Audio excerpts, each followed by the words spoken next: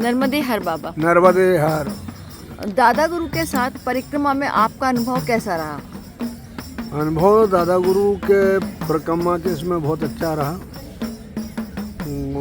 मैं विष्णुई जाति से हूँ। नाम ये शरीर का जो रखा है राम गोपाल के नाम से है। मैं पैदल माई परिक्रमा अपने पैदल जाता था हंडिया स्नान के लिए, और 3-3.5 महीने तक मैं गया। मेरे गुरु वहाँ पागल बाबा के नाम से थे, धर्मपुरी के। जी जी। उनके मैं दर्शन भी करके आता था। और 50 साल पहले मेरे को एक बीमारी लगी थी जी। गले में गठान जी। और जीभ पे छाला था। जी। और पागल बाबा ने मेरे को माँ नर्मदा में ले गए और उन्होंने संकल्प करवा के, और उस रोज के बाद में फिर आज तक ने तो ऑपरेशन करवाया और वो छाला और गठान चले गए। जी जी। तो दादा गुरु में क्या आपको अपने गुरुदेव दिखाई देते हैं? हाँ जी, दादा गुरु जो है वो भी ये भी बोलते बोल मैं पागल हूँ। जी जी। और वो भी मेरे गुरु जो थे वो पागल ही थे। जी जी। तो आप दादा गुरु के साथ दिन भर परिक्रमा में चलते हैं जी। तो जैसा कि दादा गुरु कह रहे हैं कि वो वायु पर परिक्रमा कर रहे हैं, तो क्या आपने कभी जी परिक्रमा के दौरान उन्हें जल लेते हुए देखा है? नहीं, जल लेते हुए मैंने अभी तक नहीं देखा। जी। और मैंने तो जैसे उनके शरीर पे जो कपड़े हैं खाली लंगोट के सिवा, इसके सिवा मैंने कोई मतलब आज तक कपड़ा डालते हुए भी नहीं देखा। जी। कोई मतलब भेंट भी करता है तो थोड़ी देर डाल देते हैं, इसके बाद में उतार कर रख देते हैं।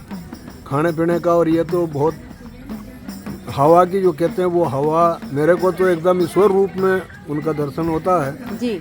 मैं एक चक्कर खंडवा गया था किसी काम से। जी जी। और वहाँ जाने के बाद मैं दादा गुरु के आश्रम पे गया। जी। तो धुनी वाले दादा के नाम से वहाँ जी जी। धुना भी है। मैंने जी। वहाँ दर्शन करके तो जो मैंने वहाँ फोटो देखा जी। और उसमें दादा गुरु जो बैठे हुए थे, जी। तो मैंने कि अब मैं डबल से और यहाँ आऊँगा तो वहाँ जाना मेरा डबल से हुआ नहीं कभी। जी जी।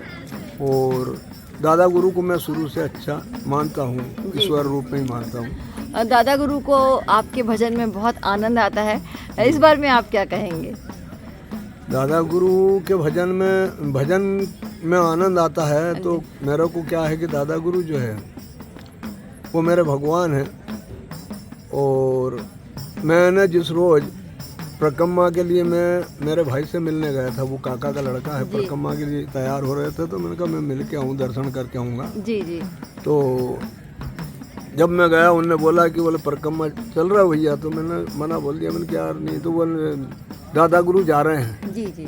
और वो जो जल लेके एक लोटा पीते हैं, तो मैंने नाम सुना था। जी। और वहीं से मैं हरदा के लिए निकल गया। 2 बनियान ली, 2 लुंगी ली और सुबह ओंकारेश्वर।